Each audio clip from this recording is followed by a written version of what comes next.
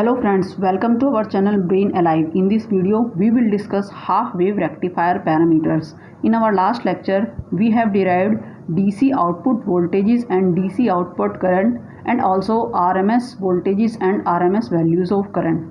In this video, we will discuss the remaining parameters of half-wave rectifier. We will start with rectifier efficiency. Rectifier efficiency can be defined as how much DC output power is produced at the output of the half-wave rectifier from the AC input power that is supplied to the half-wave rectifier. We can write it as eta is equals to DC power delivered to the load upon AC input power from transformer secondary. This is represented by PDC upon PAC. We can calculate PDC equals to IDC square into RL. IDC, we have calculated IDC in our last lecture. It is IM means maximum current upon pi square into RL. It becomes IM square RL upon pi square. Then we will calculate AC output power. AC output power is the addition of power dissipated at the junction and power dissipated in the load. First we will calculate PA. This is power dissipated in the junction of diode.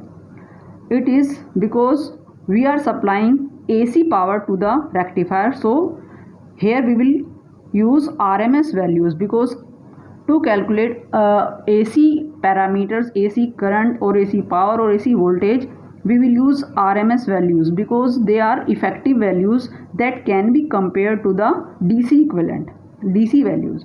So we will use RMS values of current and voltages. So PA equals to IRMS square into RF. This RF is the forward resistance of the diode.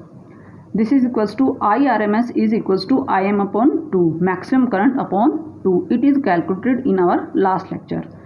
Square into RF. It becomes IM square RF upon 4. Then we will calculate power dissipated in load, PR. PR equals to IRMS square into RL. IRMS is equals to IM upon 2. Maximum current upon 2 square into RL. This becomes IM square into RL upon 4. Then we will add these two powers to make AC input power. After adding these two powers, we will get IM square upon 4 RF plus RL. Now we will calculate efficiency. Efficiency is DC power upon AC power. DC power is this. This is DC power IM square RL upon pi r square. IM square RL upon pi square upon AC power is IM square 4 IM square upon 4 RF plus RL. This is here. Then we will solve this equation. After solving, this IM square and IM square all cancels out, and then 4 upon pi r square into RL upon RF plus RL. Now the value of 4 upon pi r square is 0.406 upon, when we will take this term into denominator, this will become RL plus RF upon RL, and after solving we will get 1 plus RF upon RL. As this RF is much less than this RL, or we can say this RL is much greater than this RF, so this term becomes almost equal to 0. So the rectifier efficiency is almost equals to 0.406 or the 40.6%. We can calculate efficiency by another method. PDC equals to IDC square into RL and PAC equals to IRMS square into RL. This term is when we neglect dissipation in junction of the diode. So this RL and RL cancels out. What is left? IDC square upon IRMS square. IDC square is equals to VDC upon RL and IRMS equals to VRMS upon RL. Now RL and RL cancels out. What is left? VDC upon VRMS. Now this VDC is equals to Vm upon pi and VRMS equals to Vm upon 2. These values we have calculated in our last lecture. Now after calculating, we will get 4 upon pi r pi square, and this value of this term is equals to 40.6%. Now we will discuss ripple factor. The output of the rectifier consists of DC component as well as AC component. Because DC components we are converting AC into DC, so DC components are desirable but AC components are not desirable, and these AC components are called ripples at the output. The ripple factor gives the waviness of the rectified voltage. The idea of waviness of the rectified voltage. The smaller is the value of ripple factor, more effective will be the rectifier. Now the formula for calculating ripple factor is ripple voltage upon DC voltage at the output, or we can say RMS value of AC component upon DC value of the wave. Both these are at the output. It can be represented as VR RMS upon VDC. This VR is AC component at the output, and then we will calculate RMS value of this AC component. Similarly, through current we can find it. This VRMS is RMS value of AC component of output voltage, and IRMS is RMS value of AC component of output current.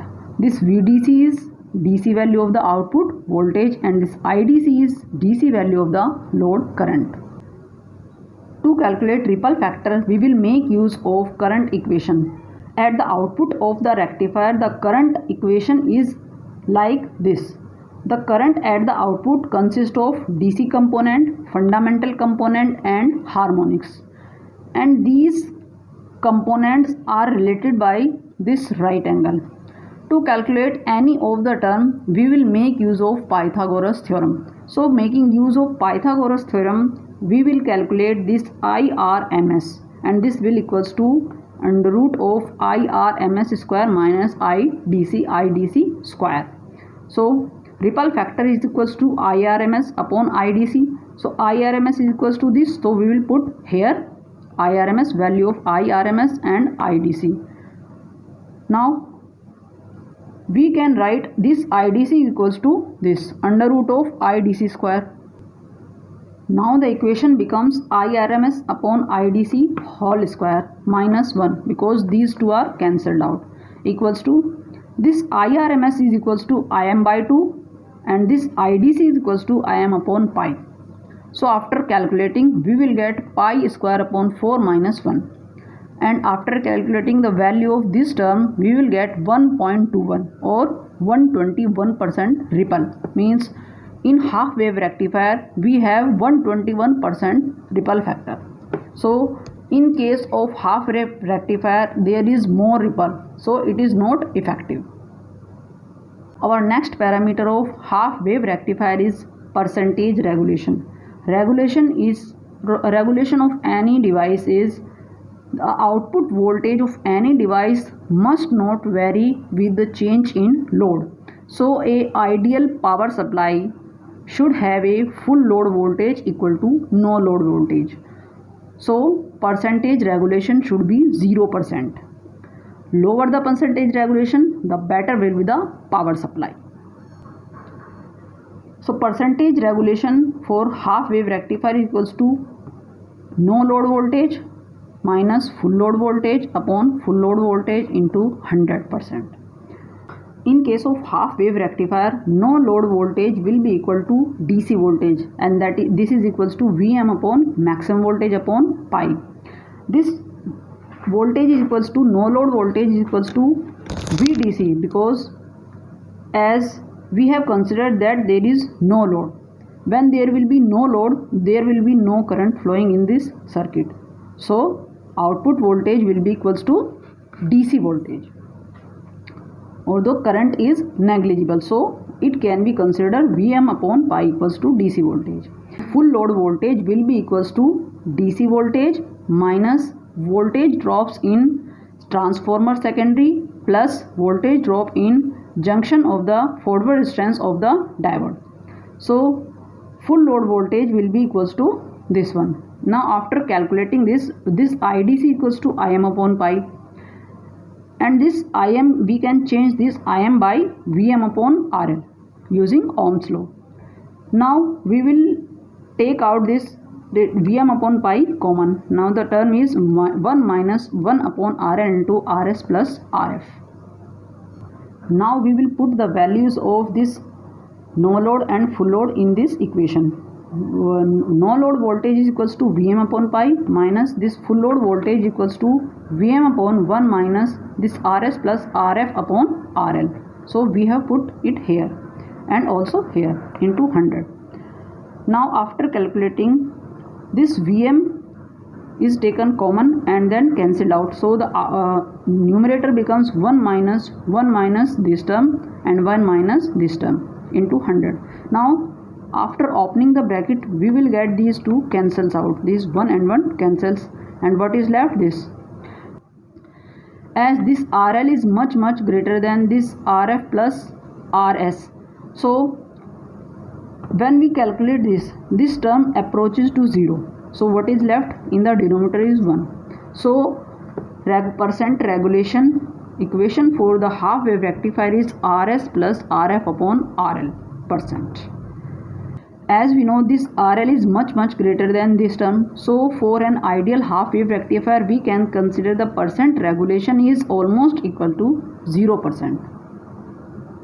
I hope you understand the all parameters of half wave rectifiers, their derivation. If you like the video, please hit the like button and subscribe the channel. Thanks for watching the video.